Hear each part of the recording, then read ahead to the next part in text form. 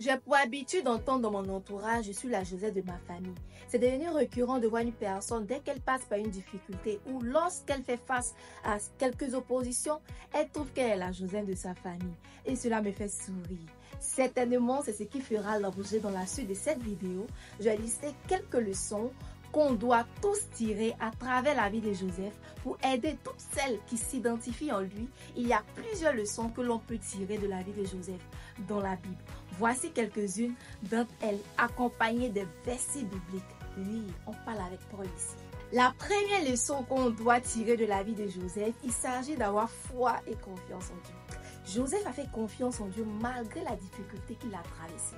Il continue d'avoir confiance en Dieu même lorsqu'il est vendu comme esclave en Égypte.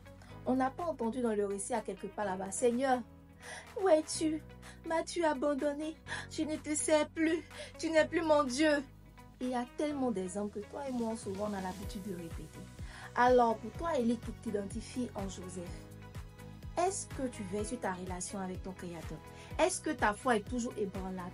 Ta confiance est à combien de pourcents? Parce que s'identifier en tant qu'une Joseph, c'est à 100 à l'heure. Hein? C'est pas une blague, c'est pas de la plaisanterie.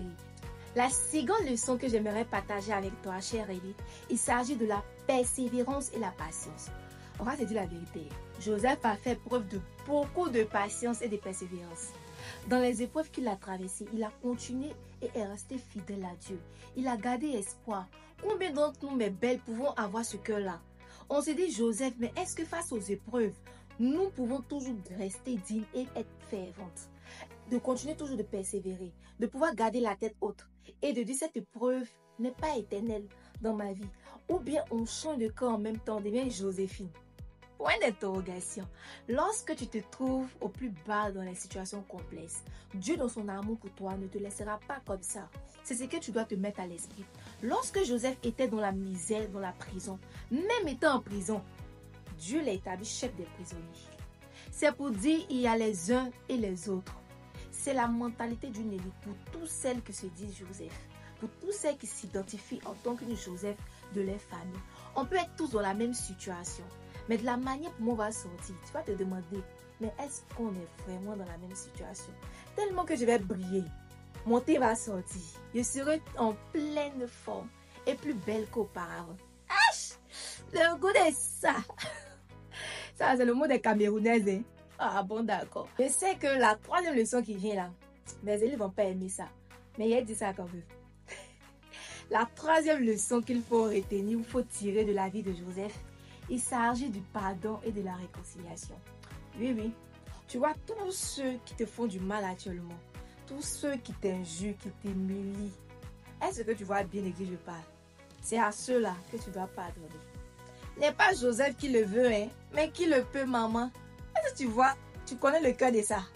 Seigneur, c'est-à-dire moi, je suis tranquille en train de faire mon bébé gâté sur mes parents qui m'aiment et mes aînés complotent et pas me vendent peut-être en Libye, à quelque part là-bas, en tant qu'esclave. Jesus! Et puis moi, devenir pardonner. C'est ce que Joseph a fait. Joseph a pardonné ses frères qui l'ont vendu comme esclave. Il a cherché à réconcilier toute la famille malgré l'injustice qui lui a été faite. C'est pas une affaire de non, aujourd'hui tu pardonnes, demain tu gardes rancune, demain tu pardonnes, puis tu n'oublies pas. Il faut pardonner. Pardonner et oublier ce qui s'est passé. La quatrième et dernière leçon qu'il faut retenir de la vie de Joseph, il s'agit de la fidélité et de l'intégrité. Joseph a fait preuve de beaucoup de fidélité envers Dieu et envers les autres. Même lorsque cela était difficile, il est resté intègre dans toutes ses actions.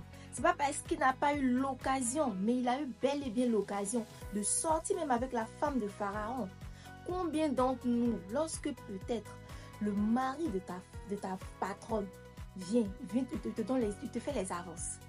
Il te fait les avances. Il dit, ah, toi là, je t'aime, je veux sortir avec toi. Mais tu sais que lui là, c'est lui ton hiérarchie.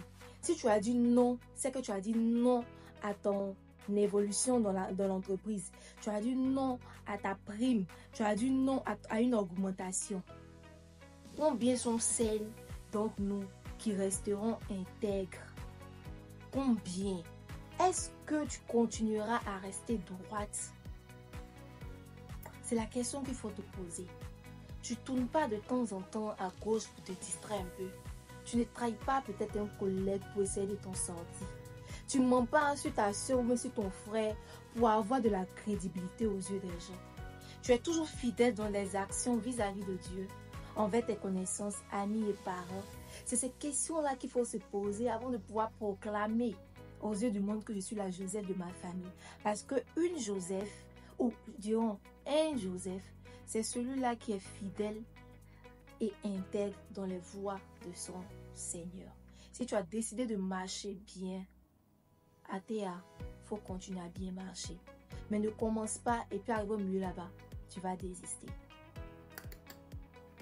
Pour finir, en étudiant la vie de Joseph, nous pouvons apprendre à avoir foi en Dieu, à persévérer dans l'adversité, à pardonner ceux qui nous ont fait du mal et à chercher la réconciliation, ainsi qu'à être fidèle et intègre dans toutes les voies et actions. C'était tout pour cette vidéo de la part de votre servante. C'est toujours un plaisir pour moi de vous servir. On se retrouve très prochainement dans une chouette vidéo. Bye bye!